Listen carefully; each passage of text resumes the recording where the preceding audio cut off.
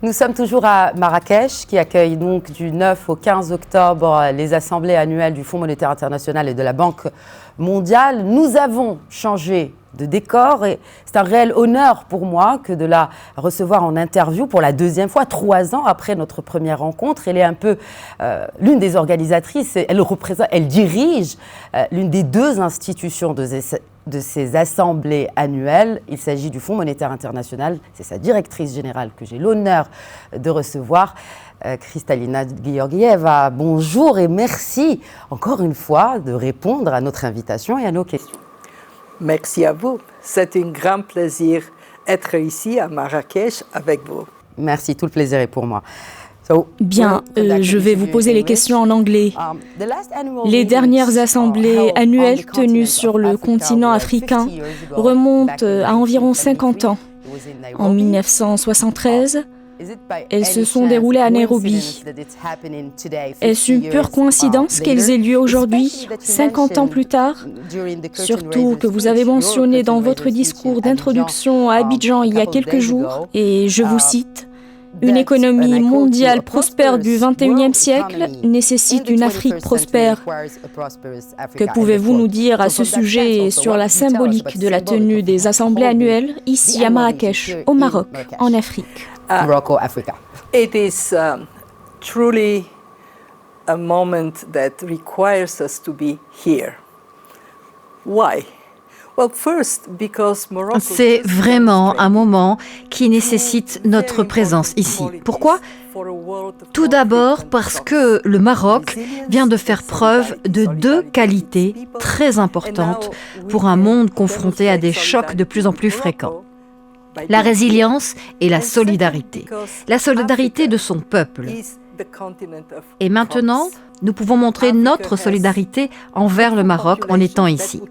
Deuxièmement, parce que l'Afrique est le continent de la promesse. L'Afrique a une population jeune qui continuera de croître au cours des 50 prochaines années, alors que tous les autres seront en train de vieillir. Les Chinois vieilliront, les Indiens gagneront en vitesse, puis vieilliront, et bien sûr l'Europe et l'Amérique du Nord sont déjà en train de vieillir. D'où viendra ce dynamisme? Comment pouvons-nous générer de la croissance? En instaurant un pont entre les capitaux du Nord et les ressources humaines ici même. Et aussi parce que l'Afrique détient les éléments essentiels de la transition verte. Lorsque l'on examine ce qui est nécessaire pour accélérer la transition vers des véhicules électriques afin de sauver le monde de la crise climatique, tout est ici, en Afrique. Et nous sommes ici à Marrakech, donc les assemblées annuelles sont maintenues en dépit de l'un des événements les plus dévastateurs de l'histoire moderne du Maroc, à savoir le tremblement de terre qui a eu lieu ici, dans la région de Marrakech, dans le Haouz. Comment le FMI peut-il aider le Royaume du Maroc à reconstruire et à poursuivre les principales réformes déjà initiées par le gouvernement? Permettez-moi de commencer par un message à l'ensemble du peuple marocain. Nous sommes avec vous et vous êtes dans nos cœurs. Nos cœurs étaient avec le Maroc lorsque, le 8 septembre, la terre a tremblé et nous avons reconnu que cette catastrophe n'était qu'une parmi une série d'événements qui frappent le monde. Le Covid, la guerre, les catastrophes climatiques. Et pour être fort dans un monde où la fréquence et l'intensité de ces chocs pourraient augmenter, il faut des fondamentaux solides. Tout comme vous construisez votre maison avec des fondations solides, votre économie doit également avoir des fondamentaux solides. Je dis souvent, en période de prospérité, mettez en place de bonnes politiques. Cela vous rend fort en période difficile, tout comme les personnes ayant un système immunitaire fort ont été moins touchées par le Covid. Et les économies dotées de fondamentaux solides résistent aux chocs. Alors comment le FMI peut-il soutenir le Maroc? Permettez-moi de féliciter d'abord les autorités marocaines d'avoir adopté cette approche axée sur les fondamentaux solides, justement. Le Maroc est le seul pays du continent africain éligible à ce que nous appelons une ligne de crédit flexible. Il s'agit d'un instrument préventif accessible uniquement aux pays dotés de politiques et d'institutions solides. Nous avons travaillé en étroite collaboration dans le financement sur la base de performances solides, mais ce n'est pas l'histoire la plus importante que je veux raconter aujourd'hui. L'histoire importante est que le Maroc a sagement sollicité notre fonds pour la résilience et la durabilité. Qu'est-ce que c'est? C'est la première fois dans l'histoire du FMI que nous proposons au pays un financement à long terme pour une transformation structurelle à long terme. Qu'appelez-vous long terme? 20 ans. Les conditions de nos prêts, 20 ans de maturité, 10 ans et demi de période de grâce. Normalement, le FMI propose des durées plus courtes, avec une maturité ne dépassant pas 10 ans. Alors pourquoi le faisons-nous? Parce que nous nous adaptons à la transition climatique. Alors par pur hasard, mais très approprié, je pense que c'est un signe d'en haut. Nous venons d'approuver un soutien de 1,3 milliard de dollars pour le Maroc afin de renforcer sa résilience face aux chocs à venir.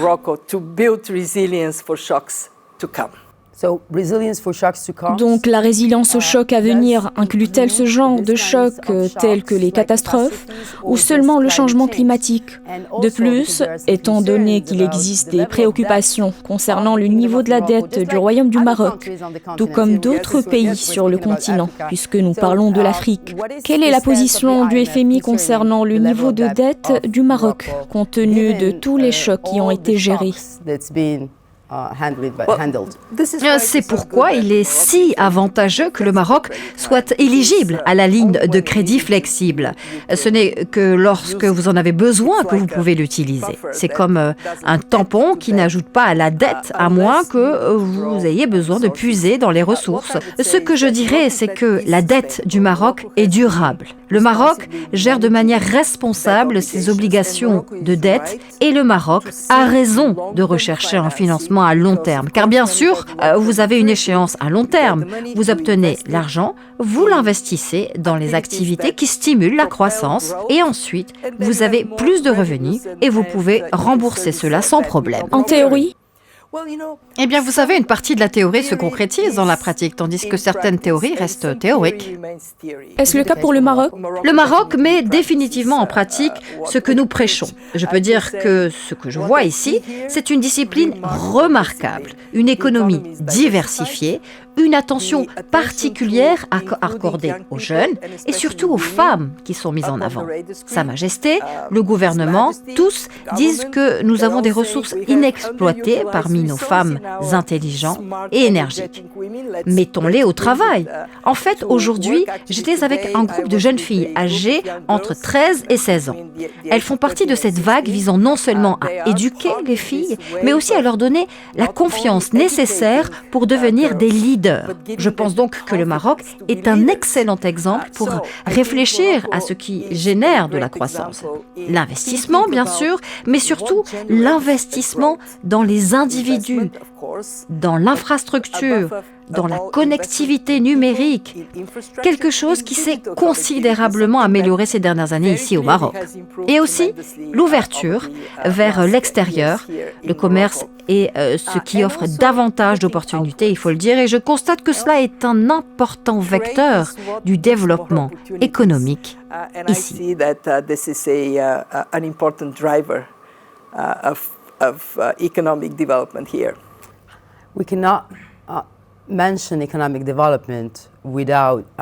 Nous ne pouvons pas évoquer le développement économique sans le replacer dans son contexte international. Il y a des guerres en cours au Moyen-Orient, en Ukraine, une inflation. Comment ce contexte international a-t-il façonné ces assemblées annuelles du FMI et de la Banque mondiale?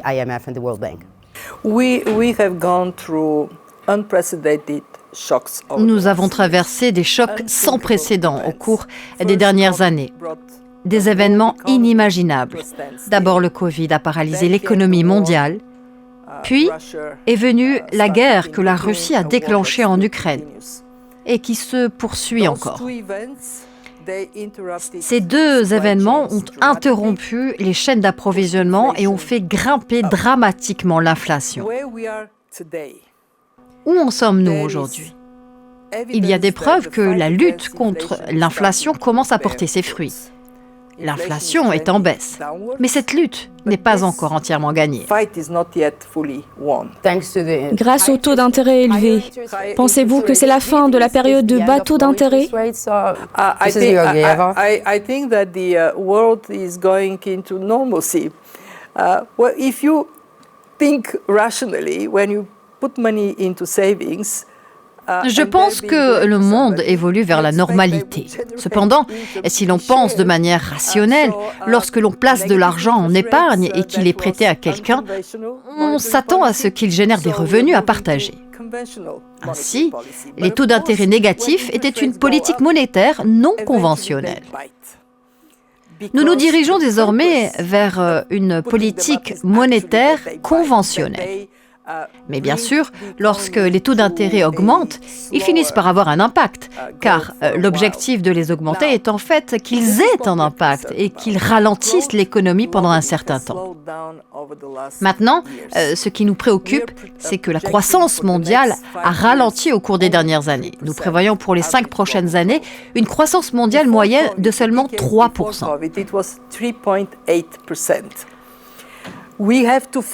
Avant le Covid, des décennies auparavant, elle était de 3,8%. Nous devons trouver des moyens de stimuler la productivité et la croissance. Donc, je reviens à mon message central.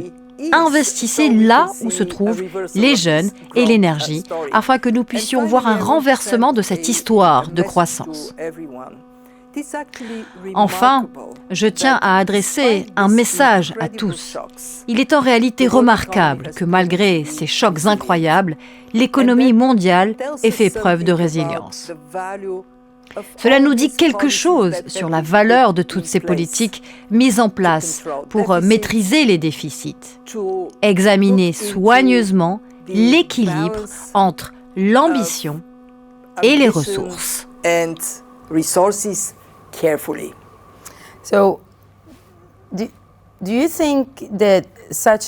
Pensez-vous que cet événement va ouvrir des portes à davantage de capitaux au Maroc ? Pensez-vous que le gouvernement marocain s'attend à attirer davantage d'investissements, car c'est le but de l'organisation de ce type d'événement ? Pensez-vous que c'est une bonne opportunité à cet égard ? Oh, I certainly hope so. We have by now a record over 14,000 registered. Je l'espère, certainement. Nous avons maintenant un record de plus de 14 000 participants enregistrés aux réunions. Les gens viennent, ils en apprennent davantage sur le Maroc, sur l'incroyable diversité de ce pays, sur la culture, sur son histoire, mais aussi sur le potentiel de ce pays. Et j'espère sincèrement qu'il y aura un afflux d'investissements. Vous posez une question importante sur la fragmentation. Je tiens donc à répondre à cette question. Oui, le monde est confronté à des tensions géopolitiques qui rendent plus difficile le maintien d'une économie mondiale intégrée. Et au FMI, nous examinons les 3 dernières décennies après la fin de la guerre froide. Une guerre froide qui m'a permis de devenir une citoyenne du monde. Et ce que nous avons vu est incroyable. L'économie mondiale a triplé, les marchés émergents et les économies en développement ont quadruplé.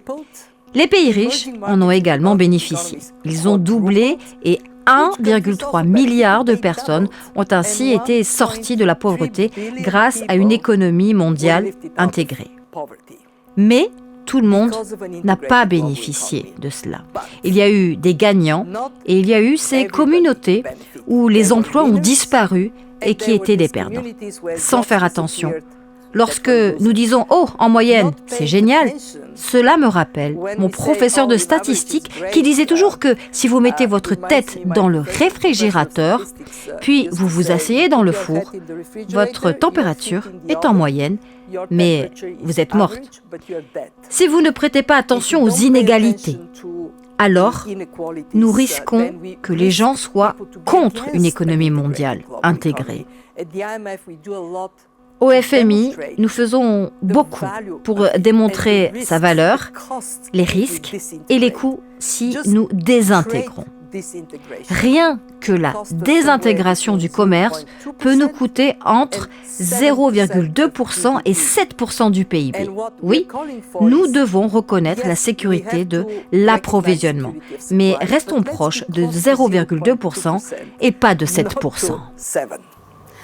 Speaking of inequalities, maybe a question about the IMF's. En parlant d'inégalités, peut-être une question sur les quotas du FMI. Are there some inequalities that need Y to be a-t-il des corrected? inégalités qu'il faut corriger concernant les ressources du FMI? Commençons par dire pourquoi il est important pour le FMI d'avoir davantage de quotas, car au cours de la dernière décennie, les pays forts, les économies solides, ont constitué de grandes réserves. Nous disposons de 7 milliards de dollars de réserves dans les banques centrales. Les 2 tiers sont concentrés dans 10 pays. Près de 100 pays, presque l'ensemble de l'Afrique, ainsi que les pays à faible revenu ailleurs, détiennent 3% de réserves mondiales. Sur qui compte-t-il lorsque le choc survient? Il compte sur le fonds. Et depuis la crise de la Covid, nous avons injecté 1 milliard de dollars dans l'économie mondiale. Les droits de tirage spéciaux et des prêts pour être forts pour l'avenir. Nous demandons à nos membres d'augmenter nos quotas, puis vient la question de la représentation. C'est vrai, comment pouvons-nous être plus représentatifs du monde qui nous entoure aujourd'hui? Et je peux vous dire que de nombreux membres sont très désireux de voir une plus grande représentation.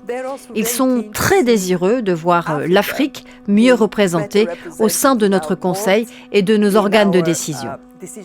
Alors restez à l'écoute, nous verrons comment se terminent les réunions, mais je pense qu'il y aura de bonnes nouvelles. Nous sommes ici à Marrakech. Les assemblées se déroulent ici.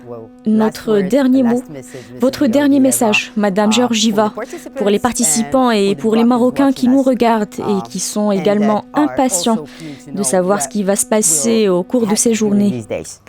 To the participants, only together we are stronger in the face of more frequent shocks. Aux participants, seulement ensemble, nous sommes plus forts face à des chocs de plus en plus fréquents. Aux habitants de Marrakech, au peuple du Maroc, merci pour la générosité d'accueillir nos réunions et pour les sourires que je vois sur tant de visages. Cette hospitalité va faire une grande différence. Donc nous aurons un résultat meilleur parce que vous nous recevez.